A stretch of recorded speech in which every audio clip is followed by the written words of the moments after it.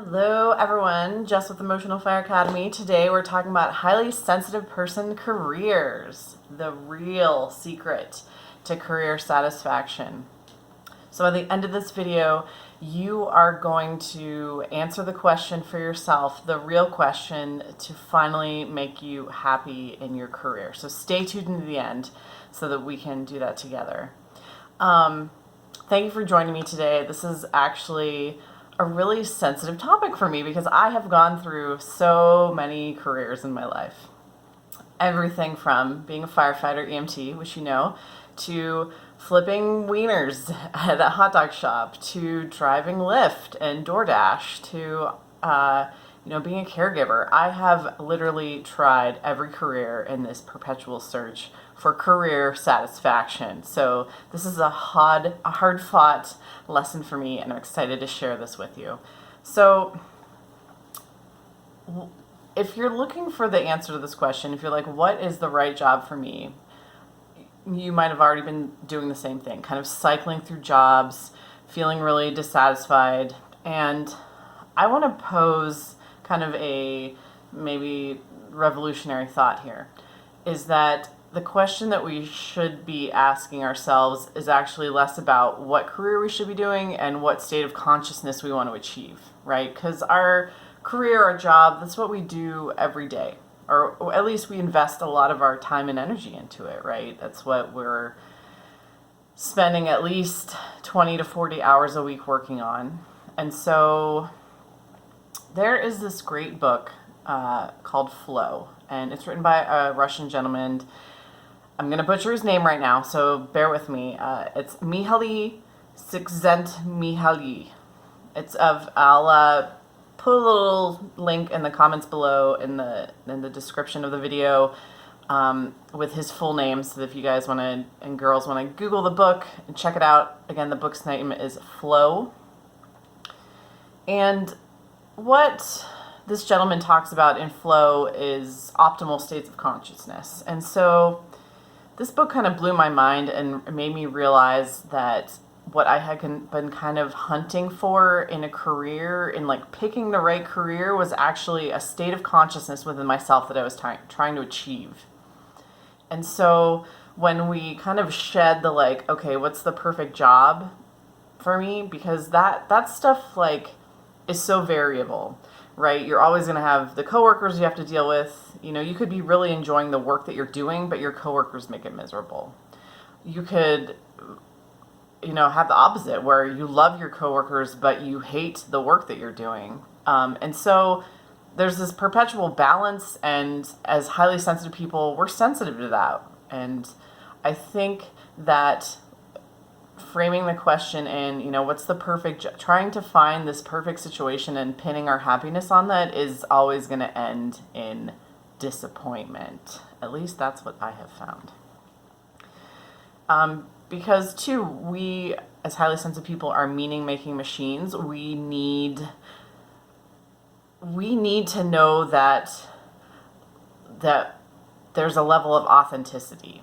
I think lying bothers us. It bothers me. And so if we're doing something we don't actually enjoy doing, it doesn't matter how good the situation is. There's this level of like us knowing that we're lying to ourselves, of like, I really just don't want to be here. Like, if I wasn't getting paid for this, I wouldn't be here. If I didn't have this idea of like, I have to work a job, I wouldn't be here.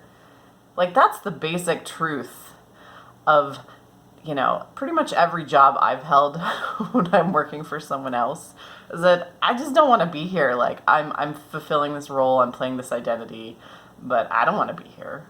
I don't want to be doing this. I want to be doing something else. And I think that actually exacerbates our HSP-ness, because it creates this rift between, right, our authentic truth of like, I would be somewhere else if I wasn't getting compensated for this, and then the ego that we're projecting into the job of like, okay, this is what I should be doing. I should have a 9 to 5. I should be working. I don't want to be a jobless bum. I don't want to be homeless.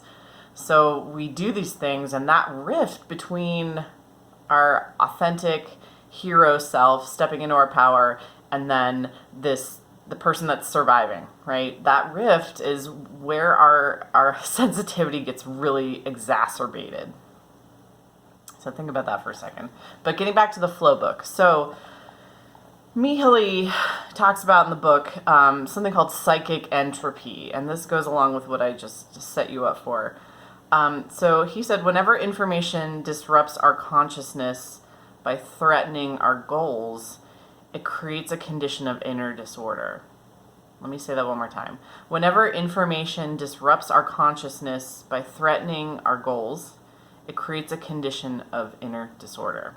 So again, if you're working a job where you don't actually want to be there, you're only there because they're giving you money to be there, this creates a lot of psychic entropy. So this kind of disordered chaos in your mind of like, okay, this person's annoying me, this stupid paperwork is annoying me, this deadline is annoying me, right? It interrupts your consciousness and this affects your productivity, it affects your feeling of fulfillment you have, because you're constantly attending to these little fires, right? Because we're hypersensitive, we're scanning our environment for these things. We're already primed to do that, and so we find them constantly. And so this psychic entropy, this kind of mental chaos that we experience,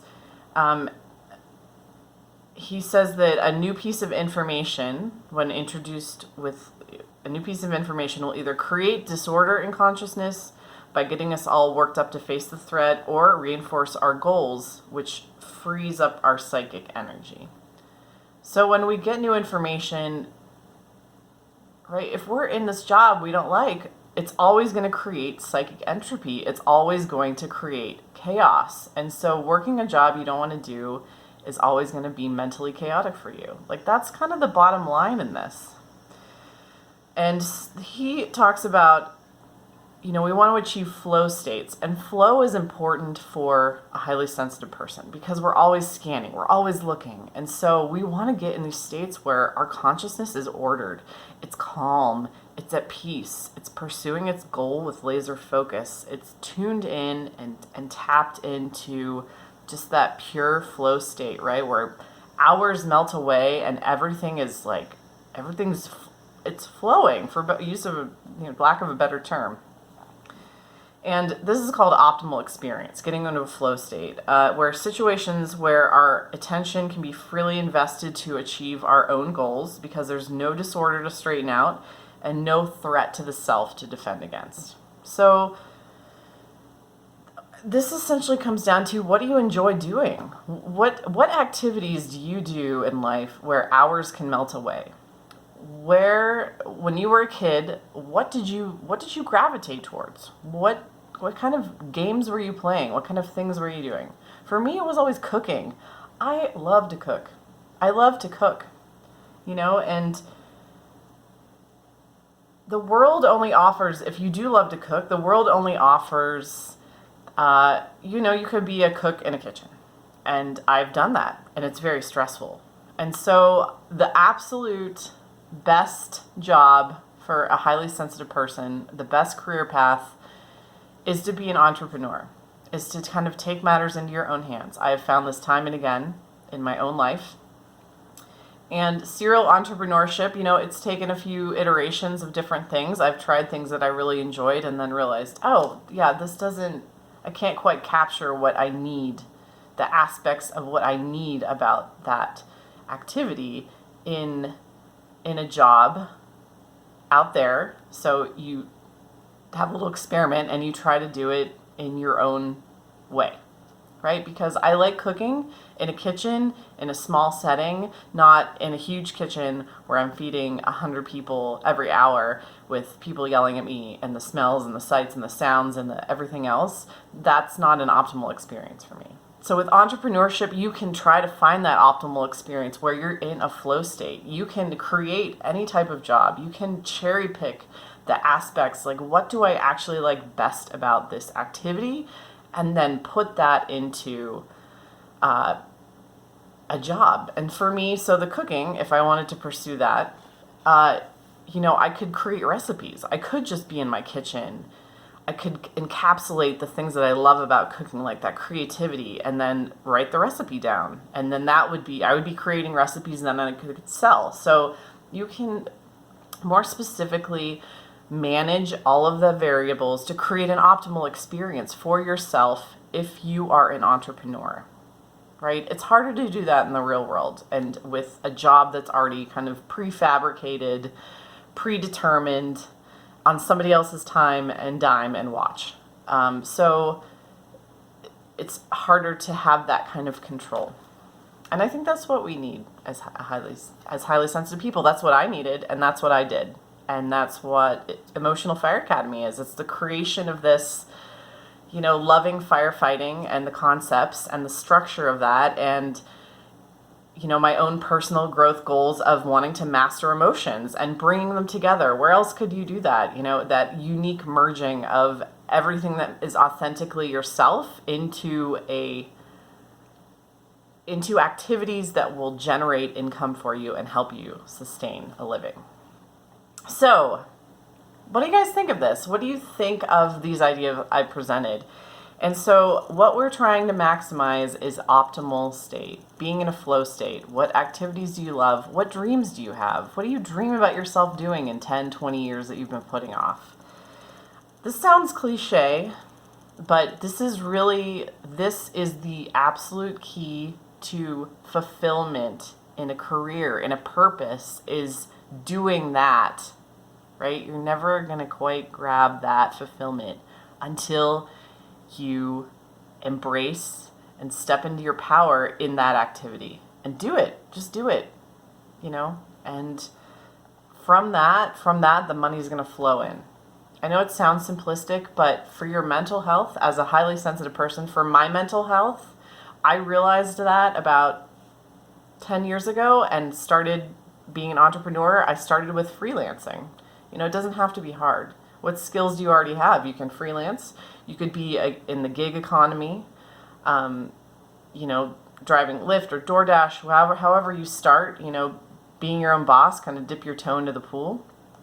You can start easily, affordably, and realistically, and have a quick learning curve of things, realizing what you like and where you want to be and what situations are going to be best for you as a highly sensitive person.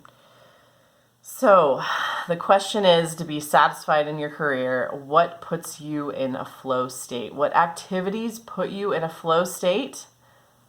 Find them, think of them. What things did you do as a kid that you lose hours in? What things do you do now as an adult that the hours melt away, right? You feel you just enjoy, you lose yourself in the activity. You love it.